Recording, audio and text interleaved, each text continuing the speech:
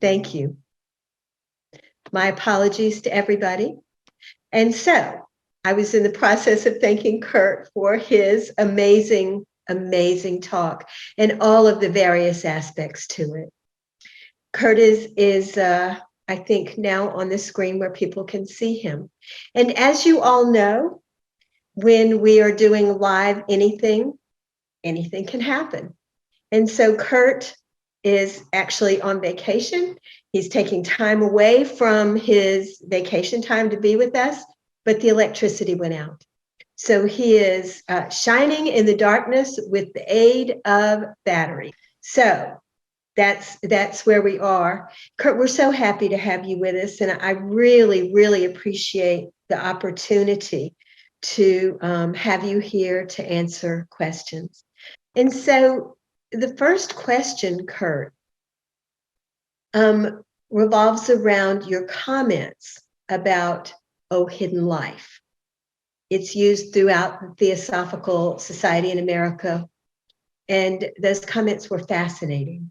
Would you talk a little more about these three paths that are highlighted in the blessing, including what we should be focusing on as we recite it? Thank you, Barbara. I very much appreciate the opportunity to speak to the Summer National Convention at your invitation, and you made the request that resulted in this talk, so I'm very happy to have been pointed in that direction.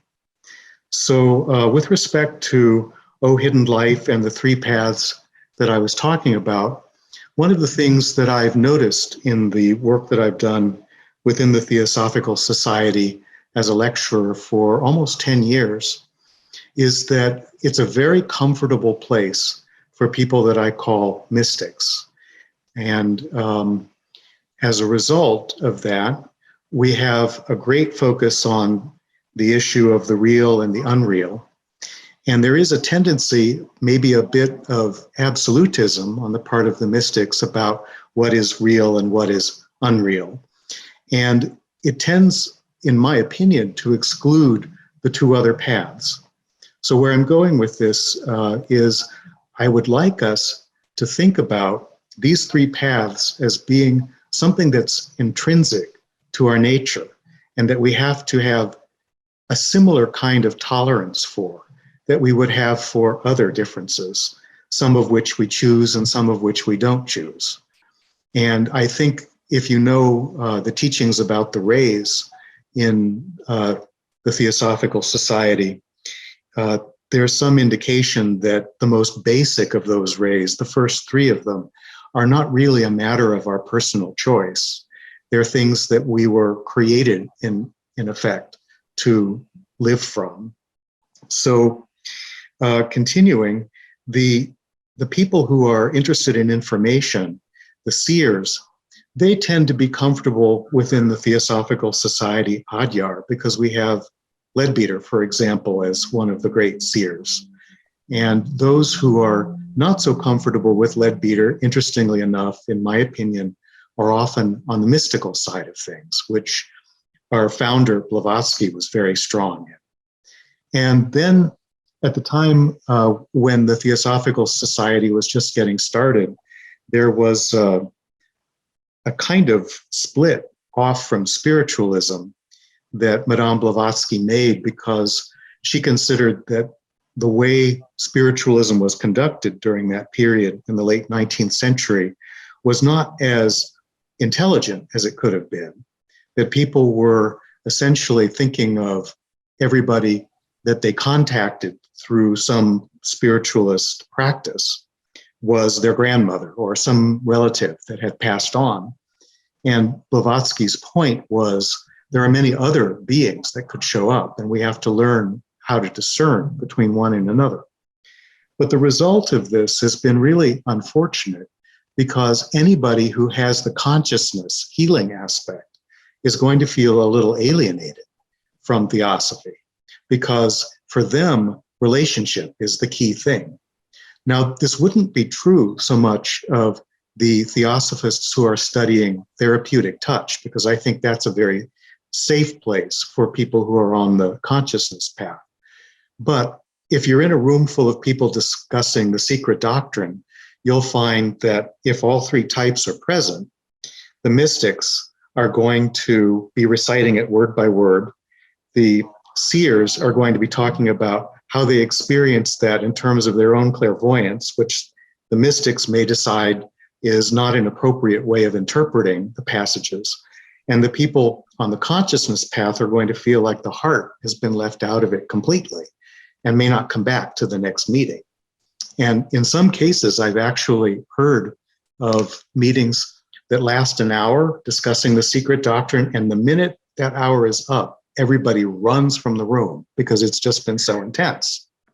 So my feeling is that we need to create a more tolerant space for all of these three different types.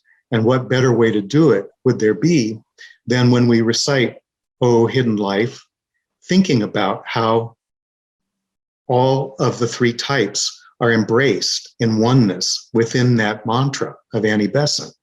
And we can think about how we need to encourage ourselves and to encourage others to create a safer place for everybody within the Theosophical Society, no matter which particular path they may be on. So thank you for that question, Barbara.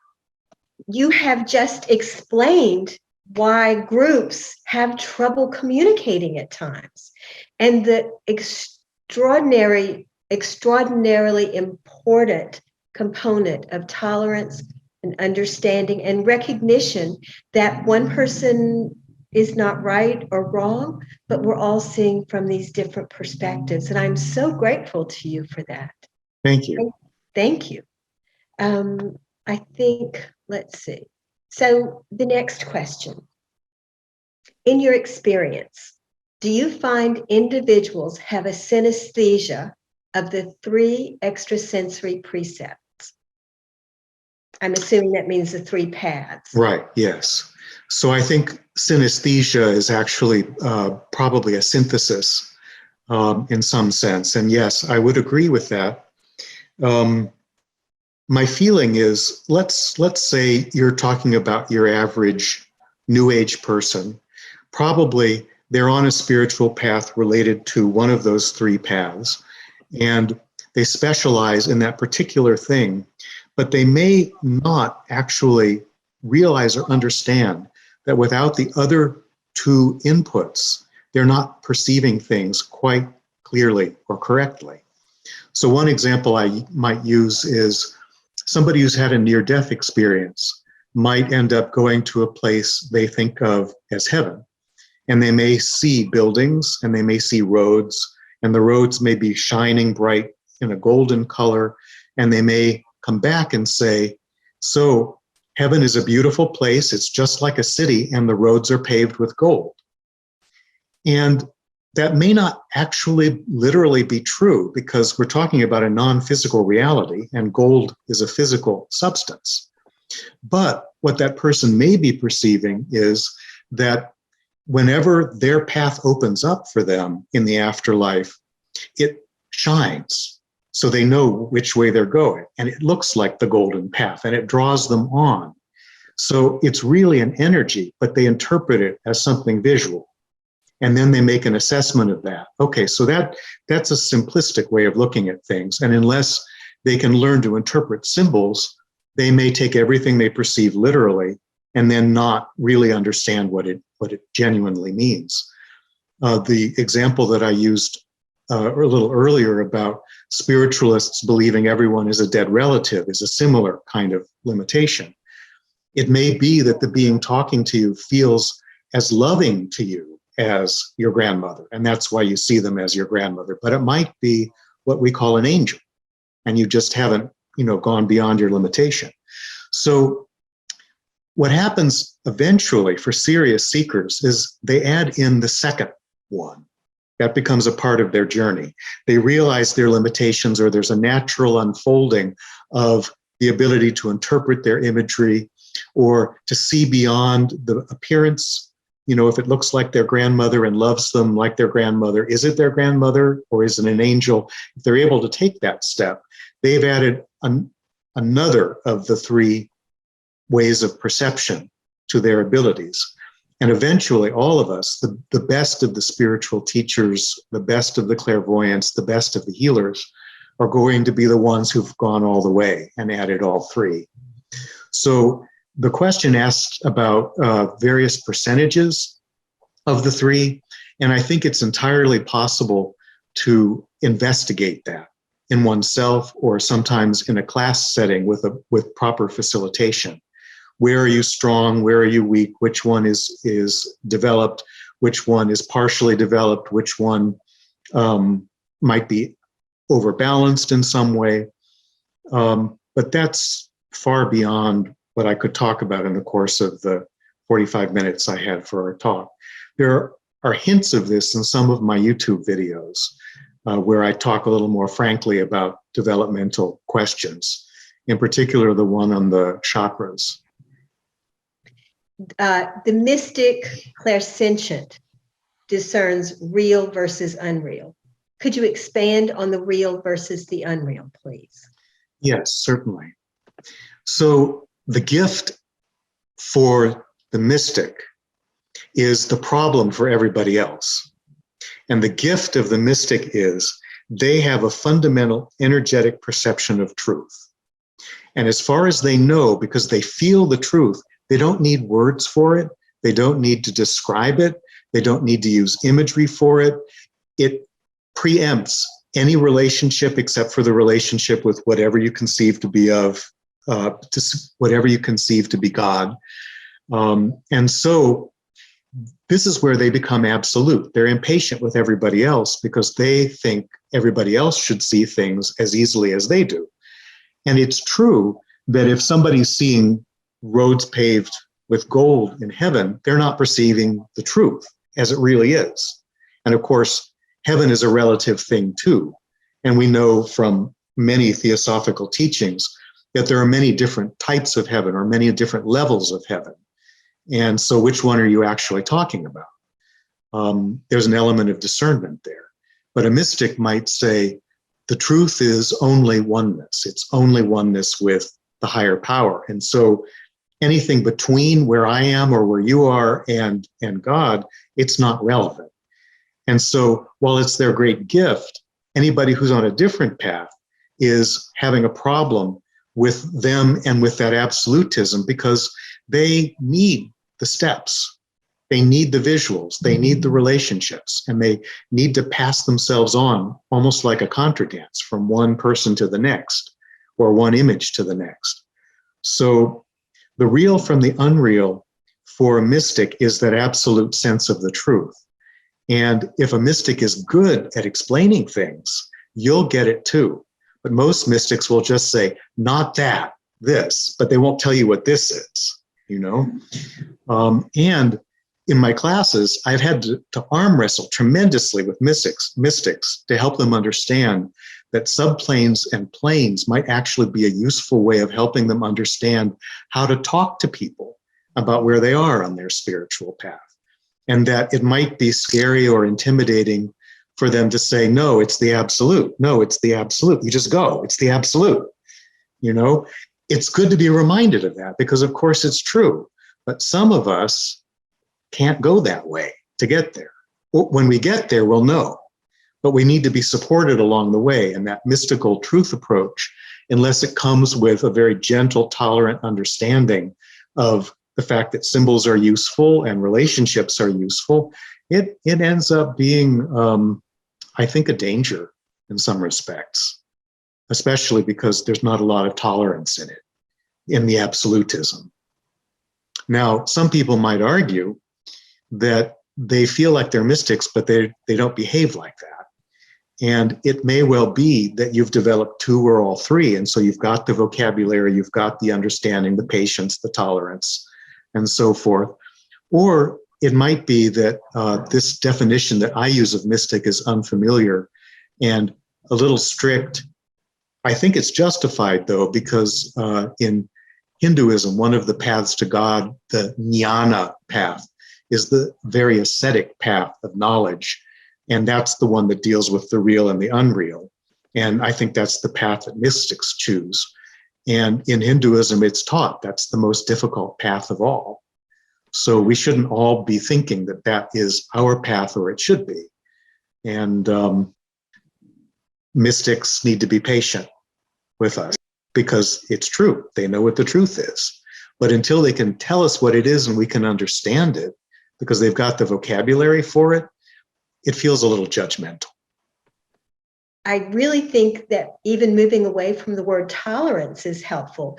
That is acceptance of the way other people see things and recognize that people need to have steps to get where they're going, that we're all very different. It's another form of inclusiveness. And I think inclusiveness really is a better word than tolerance. So many questions. So another one. How can we be sure that the all, or God, has all three attributes of omnipotence, omnipresence, and omniscience? For example, this implies one could say that God hears and would respond to a personal prayer, while some theosophists do not believe in a personal God. Yes, those theosophists are probably mystics for exactly the reason that I've been talking about. And they're right. They're absolutely right. And they may be wrong, or that teaching may be wrong for the other types.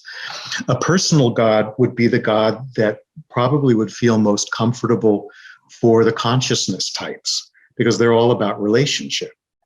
And we all know from reading our books by Blavatsky how much she tries to pull down the idea of, a God the Father in heaven who's an elderly white man with a beard. And absolutely, that's right. That's not the truth of God. But if we understand that the relationship feeling that we have of a God who has this great grandfatherly quality, not a terrifying God, obviously, but a great grandfatherly quality, that love is our path back to the source, not the image. So we're still not talking about a personal God. We're talking about a love that's greater than personality. And that's the path that the people who are dealing with consciousness are on. So going back to the question, the people on the consciousness path have a personal God, but they should recognize that it's merely a gateway. And if you listen carefully, you'll find that many of them have the realization that God is in every being. And so they don't have a personal God, but they have a God that's somehow the combination of all other beings. And that probably looks too personal for a mystic. And again, there's an absolute truth. But going back to the beginning of the question, how do we know that God has all three attributes? Well, in the Theosophical teaching, eventually, on our long journey of evolution, we become one with God. That's the point when we'll know. If it isn't so, but those three words helped us get there, we'll learn that. And if it is so, we'll say, thank you. Somebody told me that along the way. It was helpful. But I can guarantee that if we're one with God and we're experiencing some fragment of omnipotence, omnipresence, and omniscience, that it will be a feeling. It'll be an energy. It'll be a power. It won't have any word associated with it. And that's the reality that the mystics are always pointing to and saying, this is real. It's an experience of an energy of some kind that somehow we're able to sense beyond words. A clarifying question someone has asked, doesn't clairaudience mean hearing? Yes, correct. But I'm trying to use that word in an expanded sense, where what I'm really talking about is the experience that the consciousness folks have of merging with others. And there is no real word for that I know of. There's no clairembratience, as in embracing people, at least as far as I know.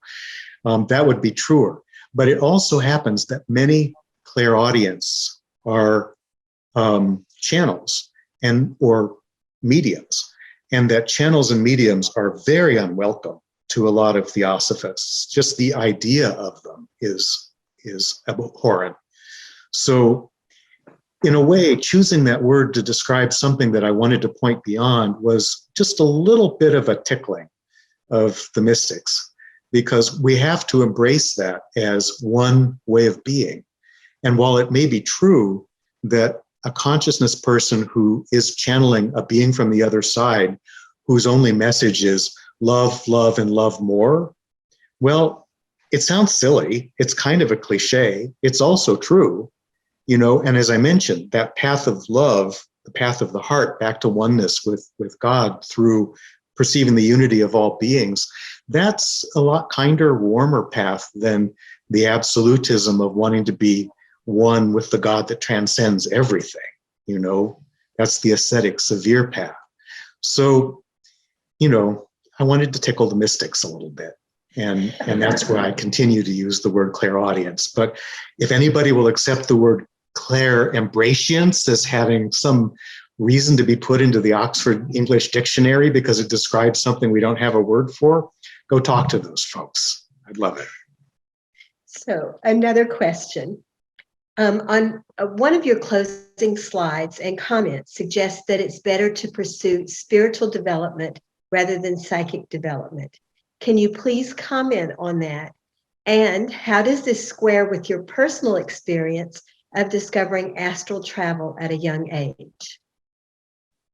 All right.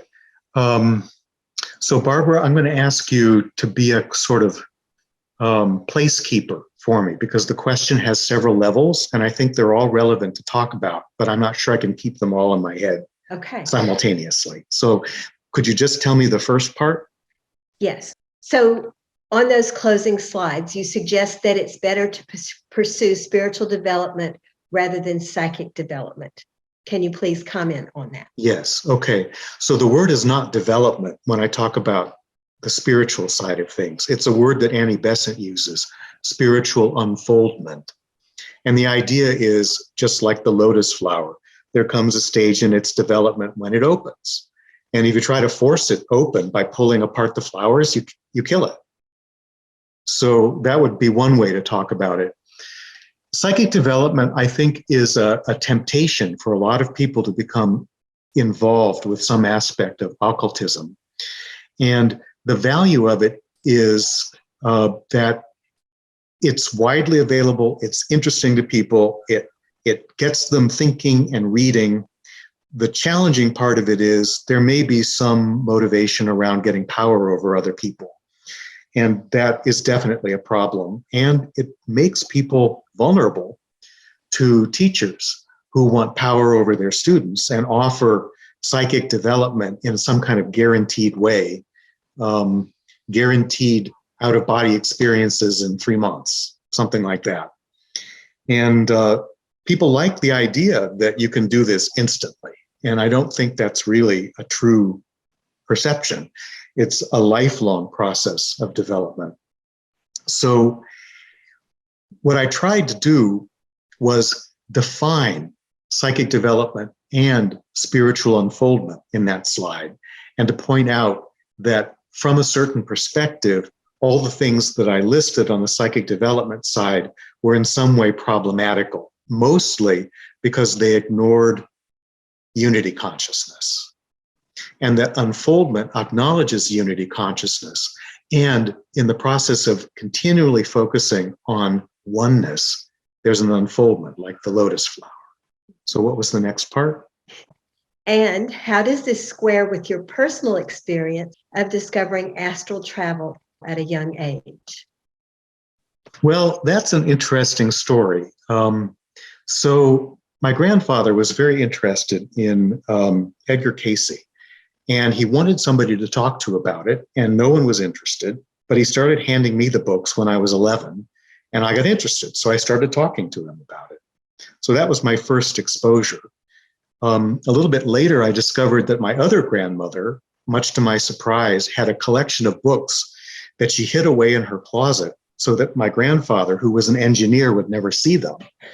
And one of them was a book about the lost continent of Lemuria, and was talking about how underneath Mount Shasta, there were these advanced human beings that were perfectly telepathic.